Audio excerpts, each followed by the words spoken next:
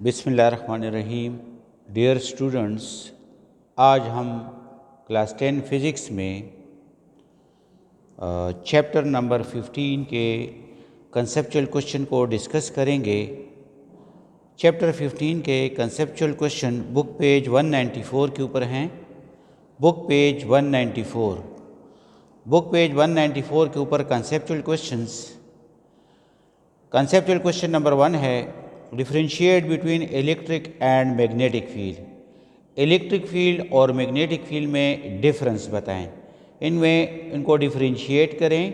तो electric field और magnetic field की डिफरेंशिएशन ये है कि इलेक्ट्रिक फील्ड अगर हम देख लें, इलेक्ट्रिक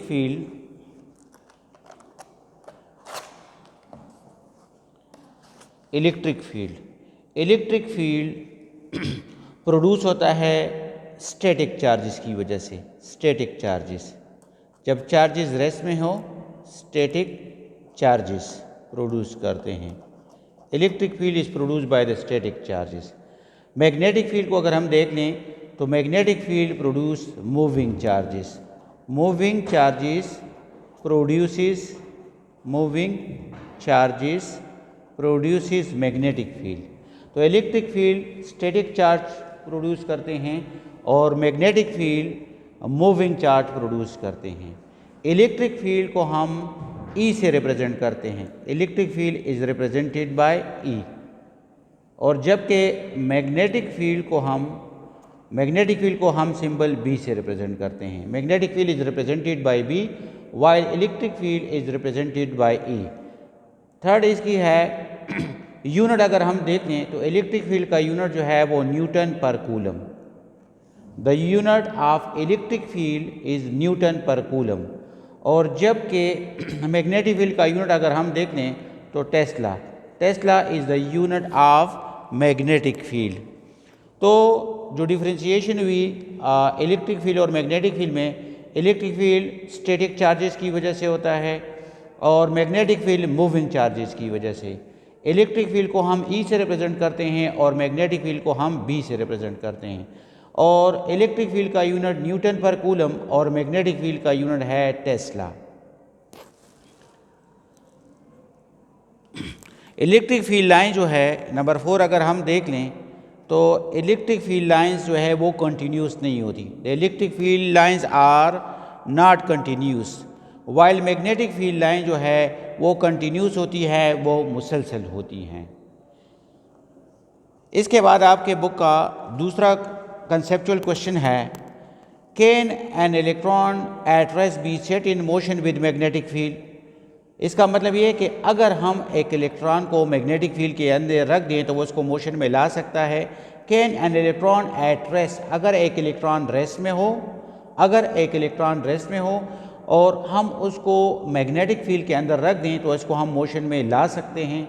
तो कंसेप्चुअल क्वेश्चन नंबर 2 के लिए एक सिंपल सा एक्सप्रेशन आपको बताता हूँ। कंसेप्चुअल क्वेश्चन 2 है। क्वेश्चन ये है, क्या एक इलेक्ट्रॉन रेस्ट में जब हम मैग्नेटिक फील्ड में रखते हैं तो वो मोशन में आ सकता है। तो जब भी कोई चार्ज पार्टिकल मैग्नेटिक फील्ड के अंदर मोशन करे तो इसका मैथमेटिकल फॉर्म ये है, Fm = qvb sin theta. Fm magnetic force, Q is the charge, वो चार्ज यहाँ पर सपोज हम इलेक्ट्रॉन को कंसिडर करते हैं, और V is the velocity where B is the magnetic field and where theta is the angle between velocity and magnetic field. तो ये हमारे पास एक मैथमेटिकल फॉर्म है, Fm = qvb sin थीटा। यहाँ पर मैं इसको रिप्लेस करता हूँ, F इलेक्ट्रॉन के लिए हम E लिख सकते हैं, EVB sin थीटा। अब इलेक्ट्रॉन जो है वो कहते हैं रेस्ट में है। The electron is at rest. तो इलेक्ट्रॉन रेस्ट में है, उसकी वेलोसिटी हो जाएगी 0 मीटर पर सेकेंड और 0 हो जाएगी। इसमें रिप्लेस करते हैं, Fm = E की वैल्यू अपनी जगह पे, V की वैल्यू 0 हो जाएगी, B sin n थीटा। तो Fm आपको पता है कि 0 से जब भी हम कोई भी नंबर मल्टीप्लाई कर दें तो उससे 0 आंसर आता है। तो मतलब ये हुआ कि जब कोई इलेक्ट्रॉन मैग्नेटिक फील्ड के अंदर हो और रेस्ट में हो तो हम उसके ऊपर कोई फोर्स एक्ट नहीं करती, और जब उसके ऊपर कोई फोर्स एक्सर्ट नहीं होती तो वो इलेक्ट्रॉन जो है वो रेस्ट में ही रहेगा, उसमें वो मोशन में नहीं आ सकता। अच्छा, अब क्वेश्चन नंबर 3 है, which is more likely to show the deflection in compass needle, AC current और DC current? Which is more likely to show deflection in compass needle, AC current और DC करंट? एक्सप्लेन। आप ये बताएं कि compass needle आपको पता है ये हमें नॉर्थ और साउथ पोल के डायरेक्शन के बारे में बताते हैं। Compass needle, which is more likely to show the deflection in compass needle, AC current या DC करंट? AC करंट और DC करंट दोनों में से कौन सा करंट कंपास नीडल में ज़्यादा या बेहतर डिफ्लेक्शन जो है प्रोड्यूस कर सकता है या कर सकता है? Which is more likely to show deflection in compass needle, AC current और DC करंट? एक्सप्लेन। तो AC करंट या DC करंट में से कौन सा कंपास नीडल में ज़्यादा या बेहतर डिफ्लेक्शन कर सकता है? तो AC करंट ऐसे करंट को कहते हैं जो अपने पोलैरिटी को, अपने डायरेक्शन को चेंज करता है। और इसके बरक्स अगर हम देख लें DC करंट, उसकी जो पोलैरिटी होती है फिक्स्ड होती है। DC करंट की पोलैरिटी फिक्स्ड होती है, उसकी पोलैरिटी में चेंज नहीं आता।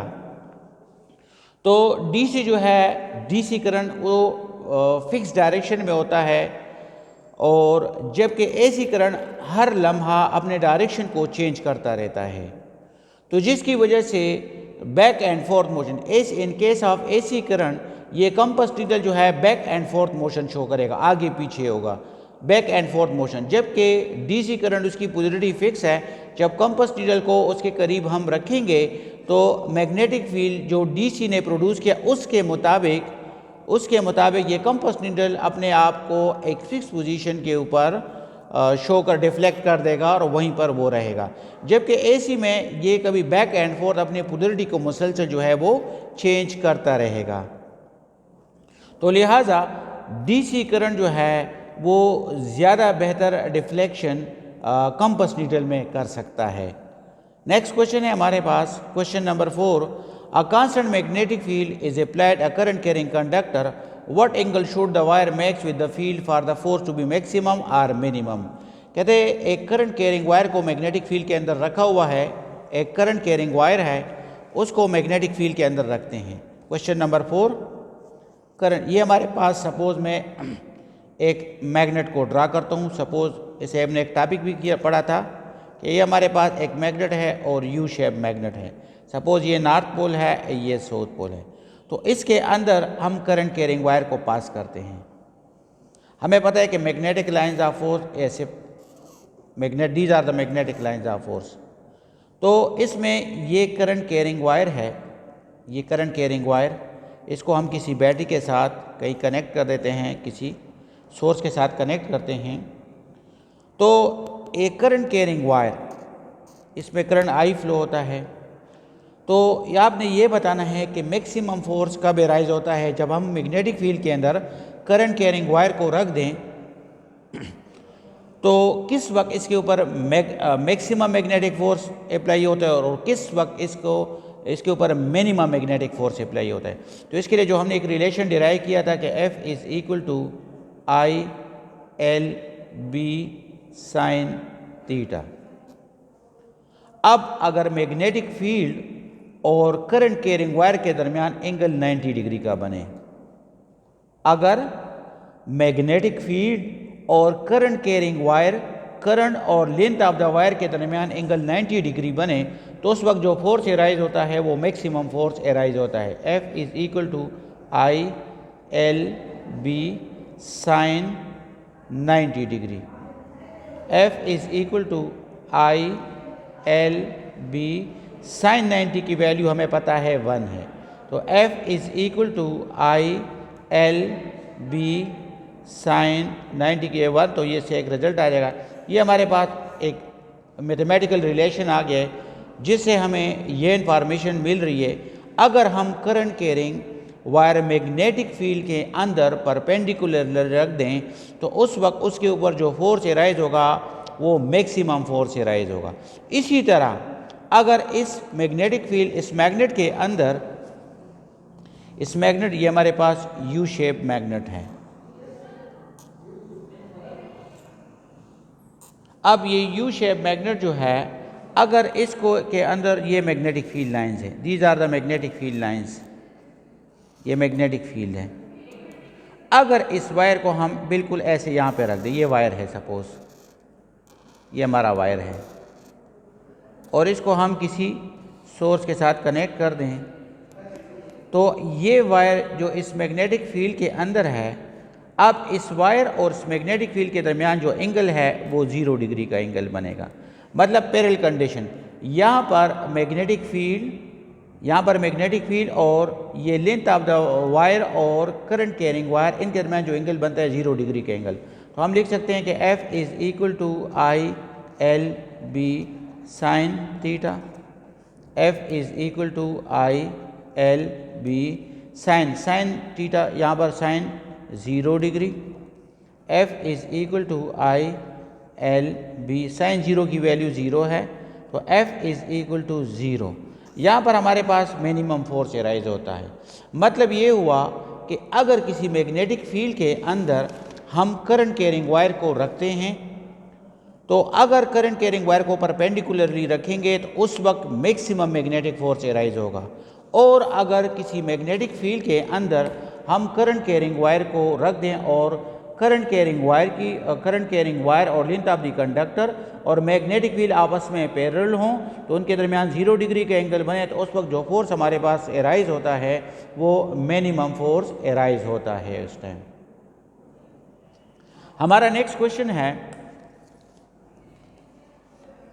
Why does a compass needle points north? Why does a compass needle points north?